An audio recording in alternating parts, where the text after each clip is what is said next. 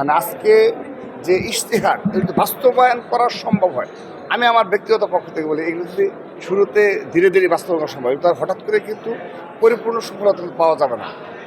তিনি বলেছেন 5 ও 7 বছরের মধ্যে এটি পূর্ণ মানে বাস্তবায়ন হবে। তো আমার ব্যক্তিগত অভিমত, যদি আর 50-60% যদি বাস্তবায়ন হয়, বাংলাদেশ টোটালি পরিবর্তন হয়ে যাবে। এবং আমি এই ইশতেহারের পুরোটা মনোযোগ সহকারে দেখেছি, পড়েছি, শুনেছি। আমি সত্যিই গর্বিত যে একটা নতুন ধারার বাংলাদেশ বিনির্মাণে জুলাই আগস্ট গণঅভ্যুত্থানের যে স্পিরিট, শুধু আমরা এটা মুখে না, এটি বিএনপি ধারণ করে, এটি জনাব তারেক রহমান ধারণ করে, তার প্রতিশ্রুতি এই আজকের ইশতেহার। এবং সেখানে তিনি জুলাই আগস্ট গণঅভ্যুত্থানের প্রতি সর্বোচ্চ সমর্থন এবং জুলাই সনদ বিষয়ে আমরা যে এত কথা বলেছি, এত কিছু করেছি, তিনি তাকে পূর্ণ সমর্থন দিয়েছেন যে কীভাবে তিনি তা বাস্তবায়ন করবেন। আইসিটি সেক্টর বিষয়ে তিনি তার নতুন একটা ধারণা আমাদের দিয়েছেন।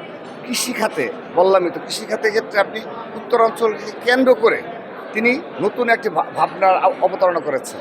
যেমন দেখেন যে হয়তো দক্ষিণাঞ্চলে অনেক সময় অনেকগুলো ফসলই রয়েছে যেগুলো আবাদ হয় না, চাষাবাদ হয় না, এবং একটা পর্যায়ে গিয়ে কিন্তু সেখানে প্রবলেম হয়, মানে দ্রব্যমূল্যের বৃদ্ধি যেটা বলে, তিনি সেটা উত্তরাঞ্চলের সাথে কীভাবে সংযোগ ঘটানো যায় সে বিষয়ে একটা যুগসূত্র পরিকল্পনা তুলে ধরেছে। সবচেয়ে এক্সক্লুসিভ যে বিষয়টা সেটি হলো, আপনি দেখেন প্রবাসীদের জন্যে তিনি প্রস্তাবনা করেছেন যদি সম্ভব হয় প্রবাসীদের জন্য আলাদা কার্ড দেবে না, অর্থাৎ এর মাধ্যমে তারা যে রেমিটেন্স যোদ্ধা তার একটা স্বীকৃতি এবং তাদের জন্যে আলাদা যে ফেসিলিটি তারা প্রাপ্য সেই বিষয়ে তিনি নিশ্চয়তা দিয়েছেন। আজকের ইশতেহার বাংলাদেশকে অস্থিতিশীল করার জন্যে একটি বিশেষ গোষ্ঠী কিন্তু কাজ করে যাচ্ছে, এবং সেই বিশেষ গোষ্ঠী যে তৎপরতা দেখাচ্ছে বিশেষ করে সোশ্যাল মিডিয়ার মাধ্যমে একটি প্রজন্মকে ধ্বংস করে দেওয়া হচ্ছে, একটি প্রজন্মকে বিভ্রান্ত করা হচ্ছে এই সোশ্যাল মিডিয়ার মাধ্যমে। প্রতিদিন আপনি মনে করেন 50টি করে নেগেটিভ নিউজ তাদের